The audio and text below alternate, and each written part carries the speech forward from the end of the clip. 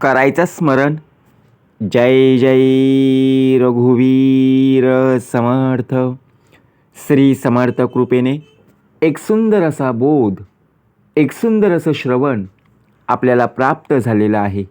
या श्रवणाच्या माध्यमातून उत्तमाचं सामर्थ्यसुद्धा समर्थांनी प्राप्त करून दिलेलं आहे. बघा, प्रत्यक्षपणे भाग कसा दिलेला आहे, नक्कीच श्रवण करूया. समर्थ म्हणाले, रागामध्ये आपण प्रत्यक्षात आपलं मन सुद्धा चंचल होत असतं, परंतु मन फ्रेश करण्यासाठी, जो आलेला राग कमी करण्यासाठी काय केलं पाहिजे. समर्थ म्हणाले, एखाद्याच्या चुका सर्वांसमोर आपण सांगत असतो, तशीच लोकसुद्धा प्रत्यक्षपणे आपल्या चुका दाखवत असतात. हे आपण आपलं जसं कर्तव्य समजतो तसंच त्या व्यक्तीच्या चांगल्या कामाचं कौतुक करणं ही आपली जबाबदारी समजा.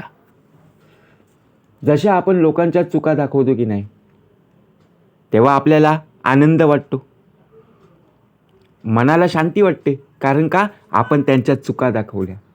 परंतु लोकसुद्धा जेव्हा आपली चूक सर्वांसमोर सांगतात ना, तेव्हा तोच राग, तोच मन बघा प्रत्यक्षपणे चंचल होतो आणि रागीट होतो. मग या गोष्टींचा समतोल साधला की त्या नात्याचा आपलेपणाही राखला जातो. मग प्रत्यक्षात आपल्याकडून असलेली चूक किंवा त्यांच्याकडून झालेली चूक ही आपण प्रत्यक्षात समजून घेतली पाहिजे. दरवेळी आपण मन ताजंतवानं बघा ठेवण्यासाठी प्रयत्न करत असतो, परंतु मन आहे ना, इंद्रियाचा राजा आहे. ज्याप्रमाणे समर्थांनी सुंदर भाग का दिलेला आहे, आपल्याला आई वडिलांचे संस्कार उत्तमाचे प्राप्त झालेले आहेत, समर्थांची उत्तम प्रकारे शिकवण आपल्याला प्राप्त झालेली आहे, तरीसुद्धा आपल्या मनामध्ये, आपल्या देहामध्ये अहंकार आहे.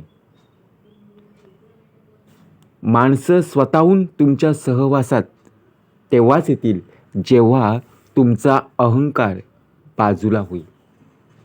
परंतु आपण अहंकार घेऊनच बघा प्रत्यक्षात जीवन जगत असतो.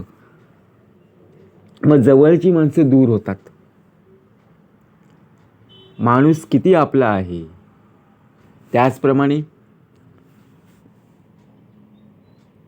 प्रत्यक्षात जर आपण पाहायला गेलो, आपल्यासोबत ती व्यक्ती आहे का, आपल्या सुखदुःखाच्या वेळी, आपल्या कुठल्याही कार्याच्या वेळी ती व्यक्ती हजर राहते का, हे पाहिलं पाहिजे. कारण गरज संपली की लोकांचं वागणं बघा प्रत्यक्षपणे बदलत असतं. हे तेव्हाच बदलत असतं जेव्हा आपला देह बघा आपल्या वागणुकीमध्ये, आपल्या स्वभावामध्ये बदल करेल तेव्हाच. म्हणून समर्थ म्हणाले, आयुष्यभर साथ देणारीच माणसं जोडली गेली पाहिजेत. आपले मित्र खूप असतात, आपल्या मैत्रिणी खूप असतात, आपले नातेवाईक खूप असतात, बरोबर आहे. परंतु कुठल्या कार्याला कोण हजर राहतंय हे पाहणं सुद्धा तितकंच महत्त्वाचं. जेव्हा एखादं सेलिब्रेशन करायचं आहे बघा, एखादी पार्टी करायची, तेव्हा सर्वजण ग्रुप बघा मिळून मिसळून हजर राहतील. परंतु एखाद्या वेळी कुठला प्रसंग जेव्हा येईल ना, तेव्हा बघा अनेक कारणं तीच लोक, तीच मित्रमैत्रिणी सांगत बसतील. म्हणून तासभर साथ देणारी माणसं प्रत्यक्षात जर आपण पाहायला गेलो ना, आपल्या जीवनात सेकंदभर सुद्धा पाहायला मिळत नाही.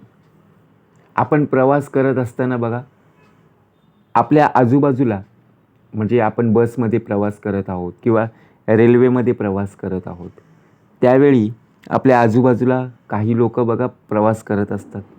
आपल्या बाजूला येणारी व्यक्ती जेव्हा बघा प्रत्यक्षात समोरून ती बोलत असते तेव्हा आपण सुद्धा बोलत असतो. त्याचप्रमाणे बोलता बोलता बघा ते सुद्धा आपल्या जवळच्या म्हणजे आपल्याच आजूबाजूच्या गावामधली लोक असतात. बरोबर की नाही? म्हणजे विचार जर केला तर आपल्या बोलण्यातला जो स्वभाव आहे ना तो बदलला पाहिजे. एकमेकांचे विचार आपण समजून घेतले पाहिजे. कारण निशब्द होण्याची वेळ तेव्हाच येते जेव्हा हृदयातील भावना आणि डोक्यातील विचारांची बघा सांगड बसत नाही. आता मला एखादं कार्य करायचं आहे. ते कार्य करत असताना डोक्याने विचार केला, डोकं बरोबर चालते. डोकं बरोबर मला सांगते मेंदूचं कार्य उत्तमाचं आहे, परंतु मन साथ देत नाही आहे. मग शेवटी काय होतं?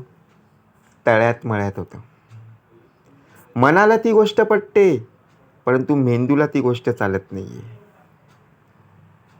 आपण बोलतो ना, अरे मला बोलायला बघा माझ्या मनामध्ये शब्द आहेत, परंतु तोंडातून बाहेर पडत नाही आहे. अशी का वेळ येते? कारण मेंदूला पटतं, मनाला पटत नाही आहे किंवा मनाला पटतं, मेंदूला पटत नाही. त्यामुळे आपला देह तळ्यात मळ्यात होत असतो. मन उत्तमाचं ठेवा, फ्रेश ठेवा. शिळं जर ठेवलं मग उपयोग काय? कारण लोकंसुद्धा आपल्या विरोधात तेव्हाच जातात जेव्हा आपले विचार त्यांना पटत नाही.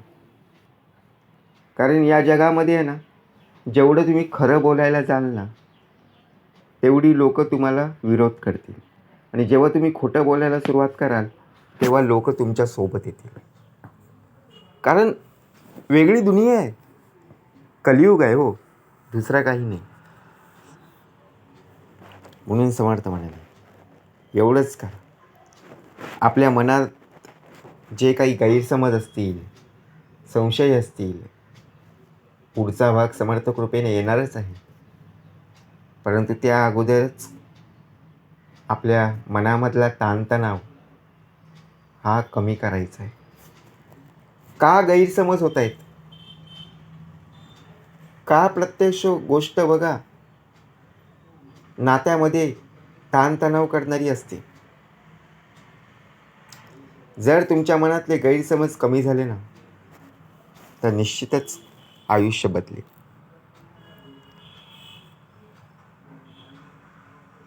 आपल्या आयुष्यात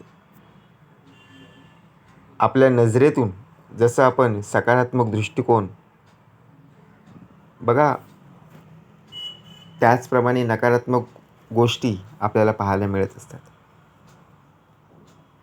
त्या गोष्टी आपण समजून घेतल्या पाहिजेत.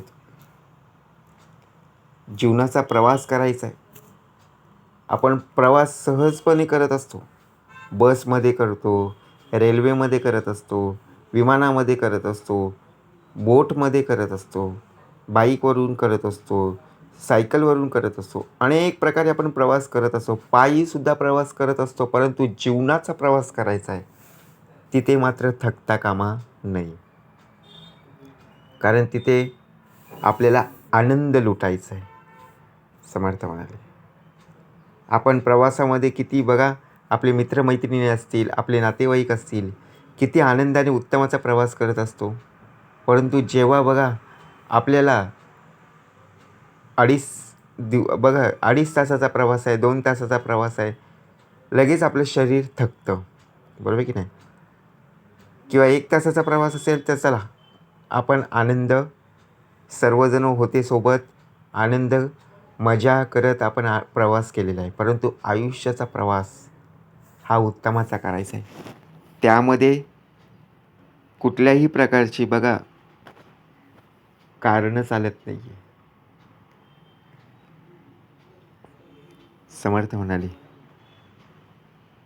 ज्याप्रमाणे प्रत्येक दुखण्यावर औषधं असतात, त्याचप्रमाणे मनाला जर दुखापत होत असेल, इजा होत असेल, तर त्यावरसुद्धा मात्र प्रत्यक्षात औषध करून दिलेलं आहे. ते औषध कुठल्याही दुकानामध्ये मिळणार नाही आहे, किंवा ते औषध कुठल्या नातेवाईकांकडून मिळणार नाही आहे. तर ते औषध म्हणजे स्मरण, ते म्हणजे उत्तमाचं श्रवण. 72 रोगांवर एकमात्र औषध. कारण जर तुमचं मन उत्तमाचं कार्य करत असेल, मेंदू तुम्हाला उत्तमाचं सहकार्य करत असेल, तर आयुष्यात तुम्हाला काही कमी पडणार नाही. पण जरी एखादी गोष्ट कमी पडत असेल, तरीसुद्धा तुमचं मन दुखावेल. म्हणून मनाला ताजं ठेवायचं आहे. जसं बघा आपला देह ताजातवानं राहत असतो ना, तसं आपलं मनसुद्धा ताजंतवानं आपल्याला ठेवायचं आहे. आता ते ताजंतवानं ठेवणार कसं? बरोबर की नाही? आपण एखाद्या हॉटेलमध्ये जेव्हा जातो, किंवा बाहेर बघा एखाद्या दुकानामध्ये आपण काही खायला जातो, तेव्हा आपण काय पाहतो? शिळं आहे का ताजं आहे, पाहतो की नाही? तेव्हाच आपण ऑर्डर करतो. तसंच आहे, आपल्या मनालासुद्धा जे पटेल ते ताजंतवानं असलं पाहिजे. शिळं पाकं आपल्याला चालत नाही. म्हणून समर्थ म्हणाले, आपल्याला सुद्धा उत्तमाचा प्रवास करायचा असेल, रागावर नियंत्रण ठेवायचं असेल, तर प्रत्यक्षात आपण विचार केला पाहिजे. राग कमी करायचा आहे. मनाला कशाला त्रास द्यायचा आहे? कारण आईवडिलांवर प्रेम करणारा कोणताही मुलगा असो किंवा कोणतीही मुलगी असो, ज्याप्रमाणे आईवडिलांचं मुलांवर मुलींवर प्रेम असतं, त्याचप्रमाणे आपलं किंवा आपल्या बघा प्रत्यक्षात मुलींचंसुद्धा आईवडिलांवर तितकंच प्रेम असणं गरजेचं आहे. बरोबर की नाही? म्हणून समर्थ म्हणाले.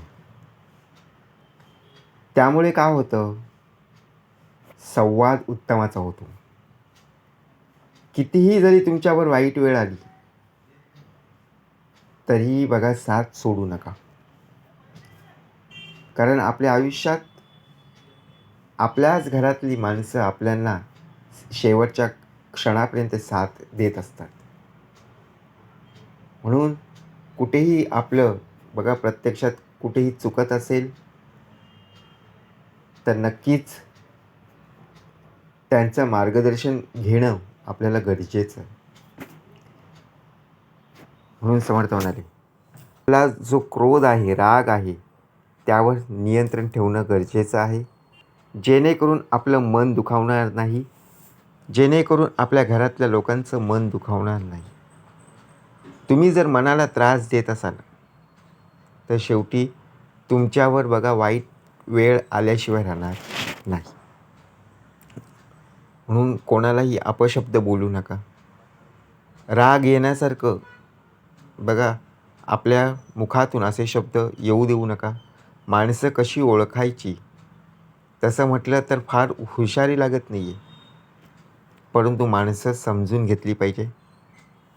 कारण ज्यावेळी समोरची व्यक्ती बघा आपल्याला काही सांगत असेल, तर नक्कीच ऐकणं गरजेचं आहे, परंतु आपल्यामुळे त्यांना त्रास होईल असं कधीही वागायला जाऊ नका. आणि नातं टिकवण्यासाठी राग कमी करा, त्यामुळे मन तुमचं ताजंतवानं नक्कीच राहील. जय जय रघुवीर समर्थ.